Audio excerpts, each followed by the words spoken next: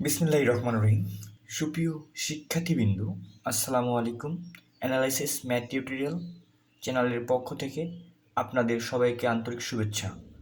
আজকে অনার্স দ্বিতীয় বর্ষের গণিত বিভাগের ফোরট্রান বইয়ের প্রবলেম 48 নিয়ে আলোচনা শুরু করব। আলোচনা শুরু করার পূর্বে আপনাদের অনুরোধ করব, আমার ক্লাসগুলো যদি আপনাদের ভালো লেগে থাকে অবশ্যই আমার চ্যানেলটি সাবস্ক্রাইব করবেন, লাইক কমেন্ট অবশ্যই করবেন, আর বন্ধুদের সাথে বেশি বেশি করে শেয়ার করবেন। চলুন আলোচনা শুরু করা যাক। তো আমাদের আজকে প্রবলেমটি রয়েছে যে 1/3 plus 3/7 plus 5/11 plus 7/15 plus dot dot dot এনতম পদ পর্যন্ত ধারাটির যোগফল নির্ণয়ের একটি ফুটান প্রোগ্রাম আমাদের লিখতে বলছি। তো আমি আপনার বোঝানোর জন্য প্রথমে এই অঙ্কটি একটি খাতায় তুলে নিয়েছি। তো চলুন শুরু করা যাক। আমাদের ধারাটি দেওয়া আছে, এখানে ধারাটির দিকে লক্ষ্য করলে আমরা দেখি, তো আমরা এখানে উপরের ধারাটি দেখো 1 3 5 7, এখানে ইনক্রিমেন্ট করেছে আমাদের 2 করে, নিজের যে ধারাটি রয়েছে 3 7 11 15 এর পেয়েছে 4 করে। তো আমরা পূর্বে যে ধারাগুলো শিখছিলাম এবং লিখছিলাম সেগুলোর দিকে তাকাই আমরা, তাহলে একটু ভিন্ন দেখা যায়। চলুন আমি একটু পূর্বের ধারাগুলো নিয়ে একটু আলোচনা করি। তো আমাদের পূর্বের ধারাগুলো ছিল এরকম যে 1/1 plus 1/2 plus 1/3 plus dot dot এইভাবে চলতেছিল। কেন? যে আমাদের 1 ছিল, আর অর্থাৎ লব ছিল, হরের মান ইনক্রিমেন্ট পেয়েছিল। কিন্তু এই ধারার ক্ষেত্রে একটু ব্যতিক্রম, যে লবেও ইনক্রিমেন্ট হয়েছে, হরেও ইনক্রিমেন্ট হয়েছে। এই ক্ষেত্রে ঠিক আছে। এখন যে আমরা এদিকে দেখি, আমরা আরেকটি ধারার ক্ষেত্রে দেখি যে 1/2 প্লাস 2/3 প্লাস 3/4, এই যে ধারা যদি লক্ষ্য করেন তাহলে আমরা দেখতে পাচ্ছি যে এরকম, যে উপরে 1 করে ইনক্রিমেন্ট হয়েছে, নিচেও 1 করে ইনক্রিমেন্ট হয়েছে। এই ক্ষেত্রে আমি আপনাদের অনেক টিউটোরিয়াল করেছি, একটা ক্লাস করেছি এরকম, কিন্তু এই ক্ষেত্রে যদি দেখি আমরা এই ধারাটির ক্ষেত্রে দেখি উপরে পেয়েছে 2 করে, নিচে পেয়েছে 4 করে ইনক্রিমেন্ট। তো এই ক্ষেত্রে এই দুটার ক্ষেত্রে আমরা সূত্র নিয়ে অবশ্যই ইতিপূর্বে আলোচনা করছি আমি। তো এই ক্ষেত্রে কেমন সূত্র হবে, কী দিয়ে আমরা শুরু করব, তো এই নিয়ে আজকে আলোচনা। তো আমরা যখন nতম পদ নির্ণয় করতে বলবে, অর্থাৎ আমাদের ধারাটি যদি ভগ্নাংশ দেওয়া থাকে, তাহলে আমরা সবাই জানি সাম ইজ ইকুয়াল টু 0.0 দিয়ে শুরু করবো। আর যদি আমাদের nতম পদের মান নির্ণয় করতে বলে, তাহলে অবশ্যই আমরা শুরু করবো কী দিয়ে, রিট স্টাডি কমা n দিয়ে। তো এই শুরু করার পূর্বে আমাদের এই ধারাটা একদম ব্যতিক্রম। কী ব্যতিক্রম? যে এই উপরের যে ধারাটি রয়েছে এই ধারার ইনক্রিমেন্ট পেয়েছে 2 করে, নিচের যে ধারাটি রয়েছে এই ধারার ইনক্রিমেন্ট পেয়েছে কত করে, 4 করে। তাহলে আমরা কীভাবে এই ধারাটির প্রোগ্রামিংয়ের মাধ্যমে যোগফল নির্ণয় করব, চলুন দেখা যাক।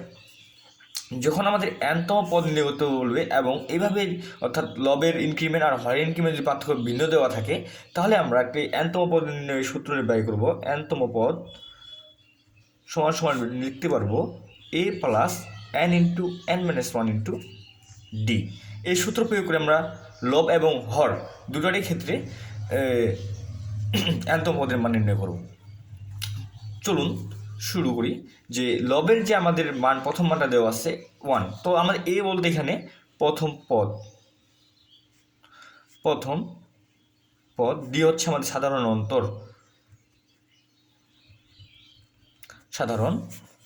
অন্তর বলতে কি বোঝা যায়, হচ্ছে 1 এবং 3 মধ্যে পার্থক্যটা, সেটা হচ্ছে আমাদের ডি। তো চলুন আমরা nতম পদ দুই ধারার ক্ষেত্রে nতম পদের সূত্রটা কী হবে, তাহলে যদি আমরা এই প্রথম পদটাকে আমরা এ ধরে নিই, প্রথম পদের মানে এ সমান ধরে নিই আমরা 1 এবং ডি সমান ধরে নিই 2, তাহলে দ্বিতীয় ধারার ক্ষেত্রে কী হবে, দ্বিতীয় ধারার ক্ষেত্রে a1 সমান লিখতে পারি আমরা কি 3, আর d1 সমান লিখতে পারি আমরা কত, এই 3 এবং 7-এর মধ্যে পার্থক্য কত, 4, এই জন্য আমরা লিখতে পারি 4। তাহলে ধারাটির nতম পদের নির্ণয় সূত্র কী হবে, ধারাটির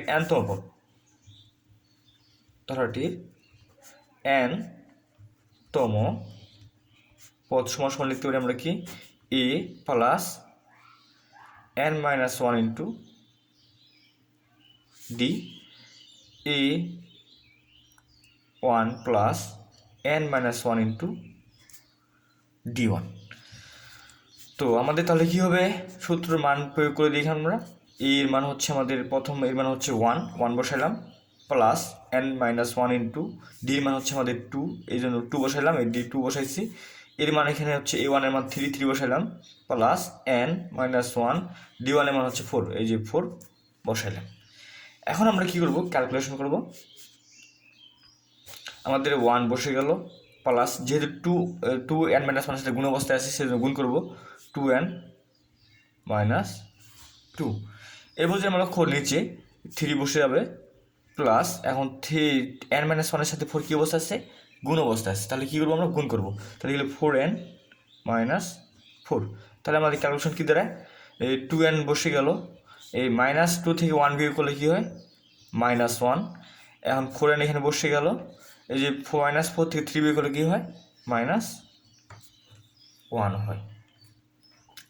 তো আমরা এখন কি এই সূত্রটা বের করে নিয়েছি এই ধারাটির যোগফল নির্ণয়ের। এখন আমরা কী করবো, প্রোগ্রামটি লেখা শুরু করবো। তো আমরা কী দিয়ে শুরু করবো লেখাটা, যেহেতু আমাদের nতম পদের মান নির্ণয় করতে বলছে সেজন্য আমরা শুরু করবো রিড স্টাডি কমা এন্ড দিয়ে, রিড স্টাডি কমা এন্ড দিয়ে। তো শুনুন লিখি বলে আমরা কী লিখবো, রিড স্টাডি কমা এন্ড লিখবো এখানে, রিড স্টাডি কমা এন্ড। এবার আমরা কী করবো, ডু লুপ ব্যবহার এরপর আমরা কি সাম সমান লিখবো, সাম সমান কি জানি আমরা, যেহেতু ভগ্নাংশ আকারে দেওয়া আছে সেজন্য লিখতে পারবো 0.0। এরপর আমরা ব্যবহার করবো ডু লুপ, এই ডু লিখলাম, ডু লেখার পর আমরা এখন করবো যে ডেউয়ের উপর আমরা কী ব্যবহার করি, 11 নাম্বার ইউজ করি। 1 থেকে 100-এর মধ্যে যে কোনো একটি সংখ্যা যত ছোটো হবে তত আমাদের লাভ। আমি 8 নিলাম। এরপর একটি ভেরিয়েবল ব্যবহার করি, আমি ব্যবহার করলাম কে, A to Z এর মধ্যে। তারপর আমরা এখানে ইনিশিয়াল ভ্যালু 1 এবং ফাইনাল ভ্যালু আমরা জানি সবাই n দেওয়া আছে আমাদের, সেজন্য আমি লিখবো এখানে n। এবার আমরা কী করবো, যে সূত্রটা বের করবো। সূত্র আমরা বের করে রেখেছি, তাহলে আমরা সাম সমান কি লিখবো, সাম সমান সাম প্লাস, আমরা যেহেতু সূত্রটা কী পেয়েছি 2n minus 1 divided 4n minus 1, তাহলে সাম ইজিক্যাল টু সাম প্লাস আমাদের লবের মান হচ্ছে 2n মাইনাস 1। তো nকে আমরা কে মাধ্যমে প্রকাশ করে নিয়েছি, সেই জন্য আমরা এখানে এনের জায়গায় টু স্টাডি কে লিখবো। তো এই যখন ভগ্নাংশ দেওয়া থাকবে তখন আমাদের অবশ্যই প্লট ব্যবহার করতে হবে। প্লট এই লবের ক্ষেত্রে আমাদের কী হবে, 2 এনের সাথে কী অবস্থায়, গুণ অবস্থা, সেই জন্য আমরা লিখবো টু স্টাডি। এনের মান কার মাধ্যমে লিখছি, কে এর মাধ্যমে লিখছি, সেই জন্য এখানে লিখবো কে মাইনাস 1.0 ডিভাইডেড প্লট 4 ইন্টু এনের মান আমাদের কি কে এর মাধ্যমে লিখছি, সেজন্য কে মাইনাস 1.0। তো আমাদের যখন সূত্র প্রয়োগ হয়ে যাবে তখন আমরা কী করি, এই 11 নাম্বার 8কে কন্টিনিউ করি। তো 8 কন্টিনিউ করতে হবে,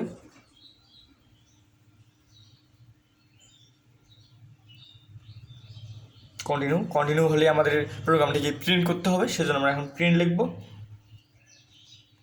প্রিন্ট কাকে প্রিন্ট করব, অবশ্যই সামকে প্রিন্ট করতে হবে, যে সামের সমান যে সূত্র প্রয়োগ করছি, সেজন্য লিখব print study comma inverted comma sum is equal to sum. অবশ্যই আমাদের এই কমাগুলো ব্যবহার করতে ভালো করে, নাহলে প্রোগ্রামটি ভুল দেখাবে। এরপর কী হবে, প্রোগ্রামটি থেমে যাবে, সেজন্য আমরা ব্যবহার করবো স্টপ, এবং একসময় প্রোগ্রামটি সমাপ্তি করবে, সেজন্য আমরা ব্যবহার করবো ইন্ট। আমাদের প্রোগ্রামটি হয়ে গেছে। যদি আমার এই ক্লাসগুলো আপনাদের ভালো লেগে থাকে, আমি আবার আপনাদের অনুরোধ করব, অবশ্যই আপনাদের বন্ধুদের মাঝে শেয়ার করবেন, লাইক কমেন্ট করতে একদমই ভুলবেন না।